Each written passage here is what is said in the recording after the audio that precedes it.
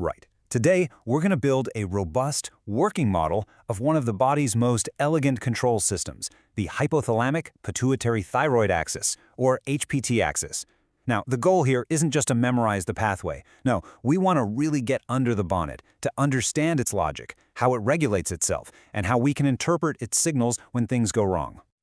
And make no mistake, the thyroid system is an absolute powerhouse. It governs everything from the very maturation of the central nervous system in a fetus right through to the basal metabolic rate of every single cell in your body as an adult. So that begs a huge question, doesn't it? How does the body maintain such exquisite, fine-tuned control over a system with such profound consequences? Well, our model is going to give us the answer. So here's our roadmap. We'll start at the very top of the command chain, and then we'll explore the pituitary's absolutely crucial role as an amplifier. After that, we'll dive into how the hormones are actually made and transported, and the clever feedback loop that keeps it all in check. And then, the really interesting bit, we'll apply this model to pinpoint system failures and see why context is everything in physiology. First up, the thyroid's command chain. The best way to think about the HPT axis is as a top-down, hierarchical cascade of hormonal signals. It's a beautifully organized system of control. It all kicks off in the brain. The hypothalamus releases a hormone called thyrotropin-releasing hormone, or TRH. Now, TRH travels just a very short distance down to the anterior pituitary gland, and it basically tells it to release its own hormone, thyroid-stimulating hormone, or TSH. TSH then jumps into the general circulation, travels all the way to its target, the thyroid gland, and stimulates it to produce and release the final products, T3 and T4, our active thyroid hormones. Simple, right? An elegant three-step cascade. Now let's zoom in on that middle manager, the pituitary gland. Its role isn't just to pass on a message, oh no. It acts as an incredibly sensitive amplifier. And this feature is absolutely crucial for both precise regulation and for clinical diagnosis. The secret behind this amplification is something called the log linear relationship. So this is not a simple one-to-one response. What it means is that a tiny linear drop in the concentration of free thyroid hormone triggers a massive logarithmic surge in TSH secretion from the pituitary. And this just illustrates the point perfectly. This amplification principle is exactly why TSH is such a superb first-line diagnostic marker for problems that start in the thyroid gland itself. Long before the active hormone levels, the T4, have dropped far enough to cause any obvious symptoms, the pituitary has already sensed that subtle change and is basically shouting with a huge TSH response. It's the system's early warning signal. So, the signal has arrived at the thyroid. Let's take a look at the factory floor itself. How are these powerful hormones actually put together, and how do they get to where they need to go? Well, the process is a fascinating bit of biochemistry. It starts with the active transport of iodide, which is hoovered up from the blood into the thyroid's follicular cells. At the same time, the cells are busy producing a large protein scaffold called thyroglobulin, which is packed with tyrosine amino acids. This scaffold is then secreted into a space called the colloid, where an enzyme sticks iodine atoms onto the tyrosine residues and then couples them together to form our T4 and T3. And this brings us to a classic clinical sign, the goiter.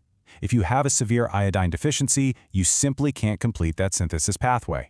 Your T3 and T4 levels will fall, and as we now know, this removes the negative feedback, causing TSH levels to go through the roof. Now, TSH doesn't just stimulate hormone synthesis, it also has a growth effect on the thyroid gland. So the gland enlarges, it swells up in a desperate, futile attempt to trap more iodine and make more hormone, leading to a goiter. Once T3 and T4 are released, they don't just float freely in the blood. Most of it, we're talking over 99%, is bound to carrier proteins. The crucial distinction to make is between the total hormone level, you can think of that as the entire mailbag, and the tiny fraction that is free and unbound. It's only this free T4 that is biologically active. It's the message that can actually be delivered to the cells. And this is exactly why measuring total T4 can be so misleading. Things like pregnancy or the use of estrogen-containing contraceptives increase the level of these binding proteins. So while this makes the total hormone pool, the mailbag, much bigger, a healthy HPT axis simply compensates to maintain a perfectly normal level of active, free T4. If you relied on total T4 alone in these situations, you could easily make a misdiagnosis. We've mentioned it a few times already, but let's now properly formalize the concept of negative feedback. You can think of this as the governor on the engine, the mechanism that ensures this powerful cascade doesn't just spiral out of control. And the feedback isn't just a single switch, it's a dual control system which gives it extra precision. The circulating free T3 and T4 act directly on the pituitary cells to suppress the secretion of TSH, but they also travel all the way back up to the hypothalamus to inhibit the release of TRH, the initial trigger. This two-point control system ensures a rapid and robust shutdown of the axis when hormone levels are where they should be. Okay, time for the payoff. We've built our model, now we can put it to work. By truly understanding the relationships between these hormones, we can use their patterns in the blood to diagnose precisely where in this three-tiered system a failure has occurred. Let's analyze this table for hypothyroidism, a state of low thyroid hormone. In primary hypothyroidism, the failure is in the thyroid gland itself. It can't produce T4, so free T4 is low. The pituitary sees this, and with the negative feedback on, it screams for more production, leading to a very high TSH. Classic. Now, contrast that with secondary hypothyroidism, where the pituitary itself has failed to produce TSH, or tertiary hypothyroidism, where the failure is up in the hypothalamus. In both of those cases, the result is the same. The thyroid isn't being stimulated, so you get a low free T4, but with an inappropriately low or maybe even normal TSH. And this is an absolutely critical clinical point.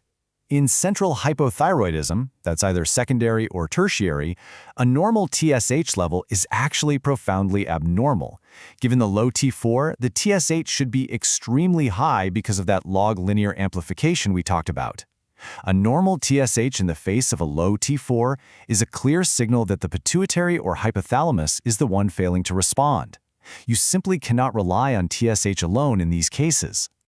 So to conclude, let's bring all this information together. It's not just about the hormone levels, it's about where the failure is and, critically, when in a person's life it actually occurs. This slide illustrates the importance of timing so powerfully. Thyroid hormone is absolutely essential for brain development during a specific window in fetal life and early infancy.